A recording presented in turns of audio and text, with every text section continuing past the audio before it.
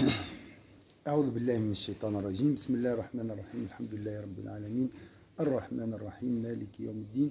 إياك نعبد وإياك نستعين اهدنا الصراط المستقيم صراط الذين أنعمت عليهم غير المغضوب عليهم ولا الضالين آمين.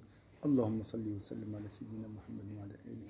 سبحان ربك رب العزة عما يصفون وسلام على المرسلين الحمد لله رب العالمين. La suite de notre cours, Inch'Allah, concernant le voyage nocturne de Sayyidina Muhammad sallallahu alayhi wa sallam. On est arrivé au 3e ciel. Puis, on nous fit monter au 3e ciel. Et il rapporta la même chose. Avant d'ajouter, on ouvrit pour nous. Je me suis retrouvé devant Joseph, paix sur lui, qui a reçu la moitié de la beauté de l'humanité. Salam alaikum, Akhti Hanan. شكرا على الوفاء pour la fidélité. سامحوني الله غالب ربي يعاونك شيخ. الله شوي تقصير كذلك مني سامحوني. وصلنا إلى سيدنا يوسف عليه السلام، وقد أوتي نصف الجمال. السؤال هنا سيدنا محمد صلى الله عليه وسلم كم أوتي من الجمال؟ أوتي الجمال كله. طيب لماذا لم يقع لسيدنا محمد ما وقع لسيدنا يوسف؟ قالوا لأن جمال سيدنا محمد صلى الله عليه وسلم مسدول عليه حجاب الجلال، فعليه هيبة صلى الله عليه وسلم مع الجمال الكامل.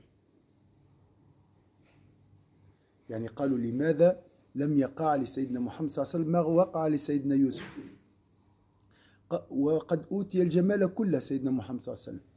قالوا لأن جمال سيدنا محمد صلى الله عليه وسلم عليه حجاب الجلال، أي حجاب الهيبة، عليه هيبة، فمنع ذلك عنه ما وقع لسيدنا يوسف. واضح أختي حنان؟ يعني ربي لم يبتليه بما ابتلى سيدنا يوسف عليه السلام. نعم. لأن هناك يعني حجاب الجلال قلت لك.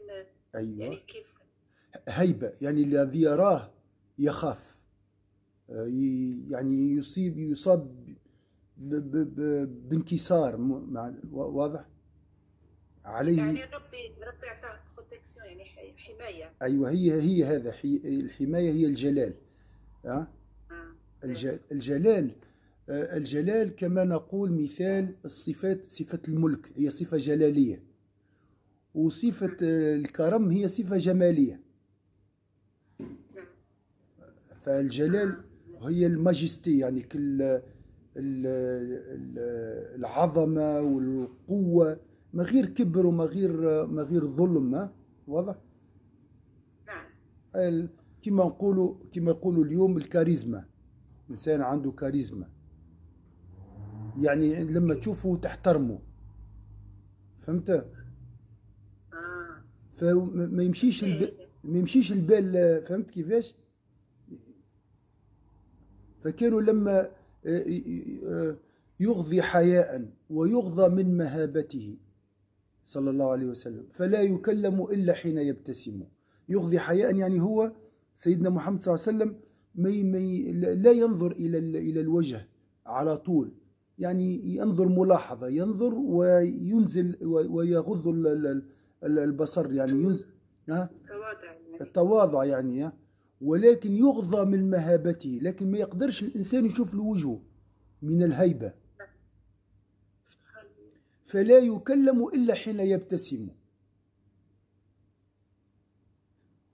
كي يبتسم تنجم تتكلم معه، كأنه فتح لك الباب للكلام. واضح أختي حنان؟ إيه فهمت. أي. ومن بعد يأتيك، يعني من أعطاه ربي سبحانه وتعالى، أعطاه من أسماء سبحانه وتعالى. أيوة، أعطاه من أسماء الجمالية وشوف توا صفة الجمال باش تجي في البيت اللي بعده. قال لم يقل لا قط إلا في تشهده. لم يقل لا، كريم يعني سيدنا محمد صلى الله عليه وسلم، إلا في تشهده. لولا تشهده لكانت لاؤه نعم.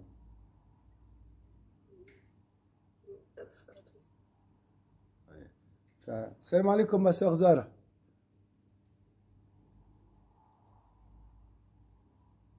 Je sais, tu m'as salué, mais le micro, il ne fonctionne pas.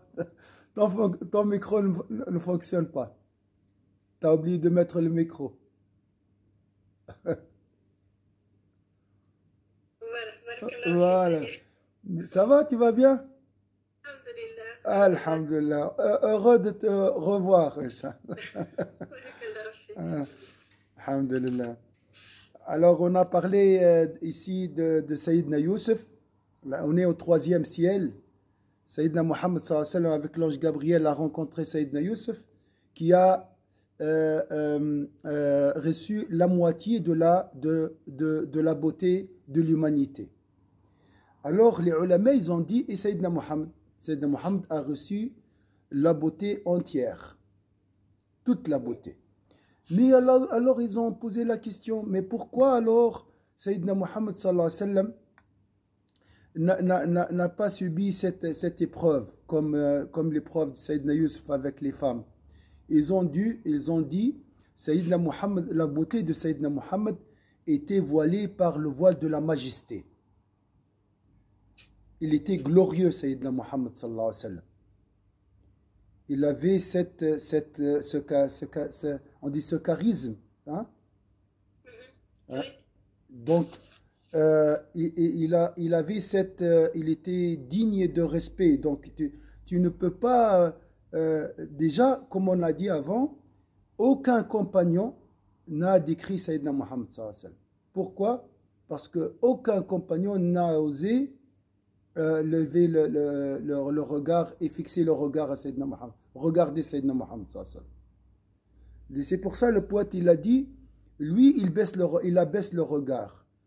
Et que lorsque tu le vois, tu seras obligé de baisser le regard par majesté, par respect à sa dignité.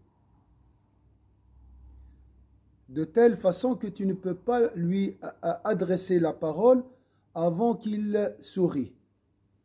Lorsqu'il sourit, tu dis, maintenant il est accessible, je peux parler. Donc il avait cette beauté, cette majesté, sans orgueil bien sûr. Voilà. Donc la beauté de Sayyidina Muhammad sallallahu alayhi wa sallam était cachée derrière ce voile de majesté. Mais il a reçu la beauté entière.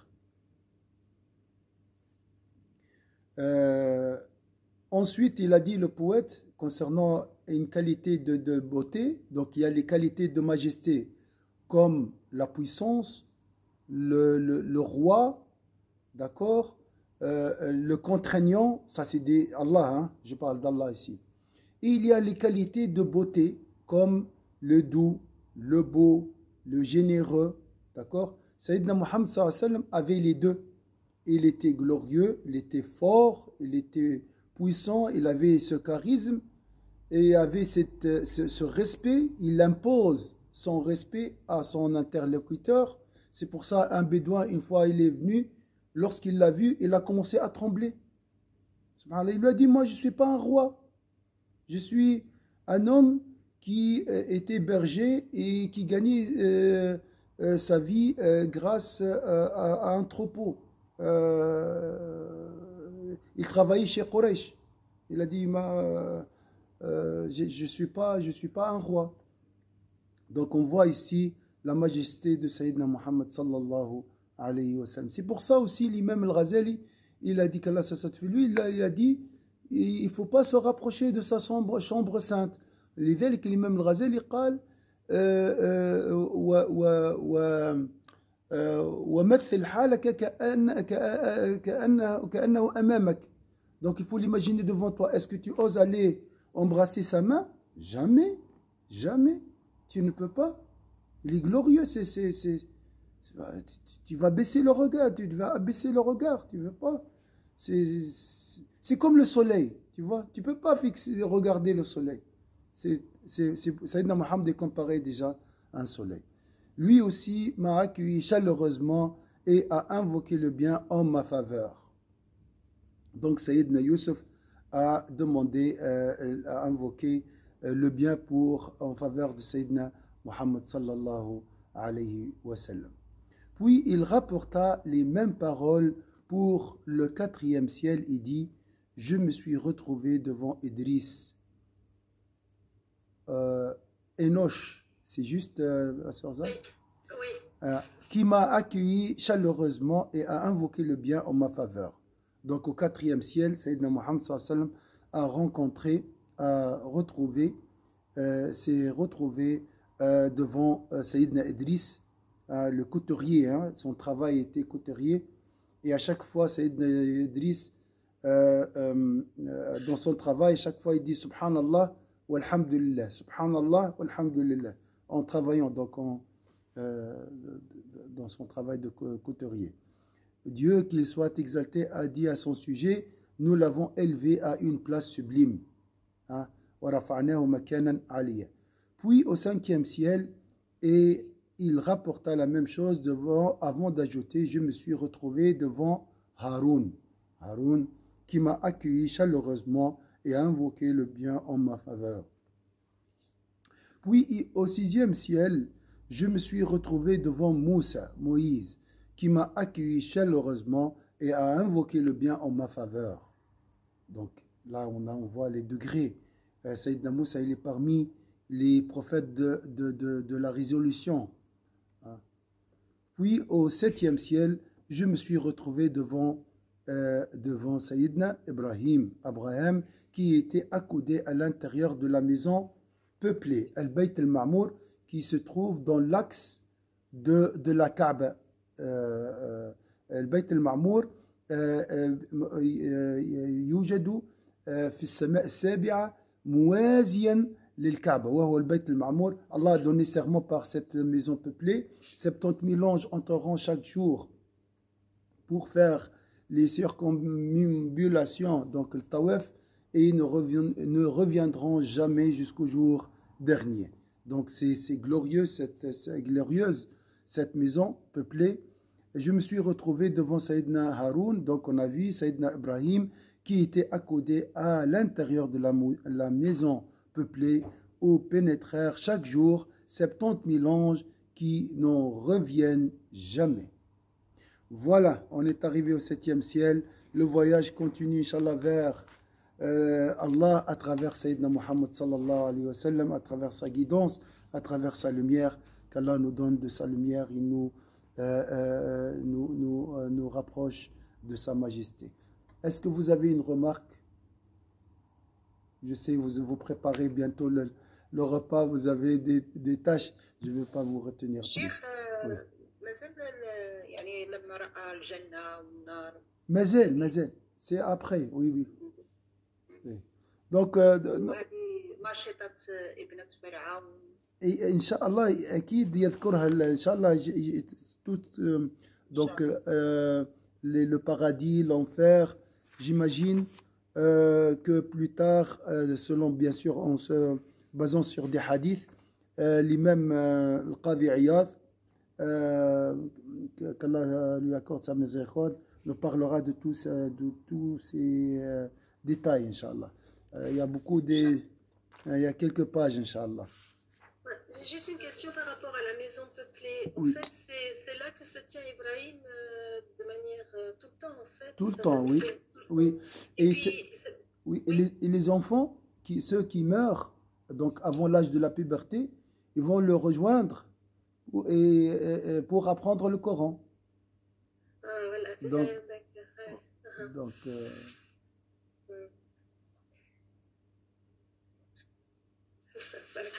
Fiki Baraka, ma soeur Zara.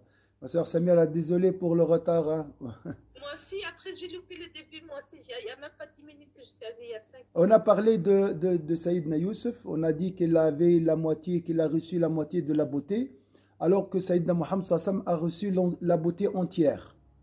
Toute la beauté. D'accord?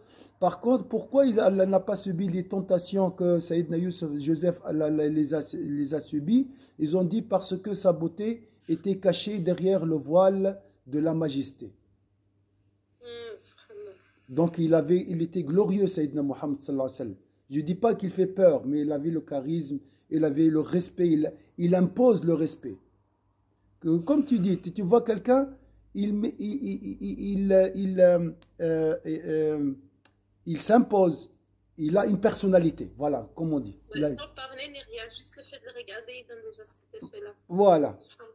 Voilà, Sayyidina Mohammed le parfait, l'homme parfait sur cette terre.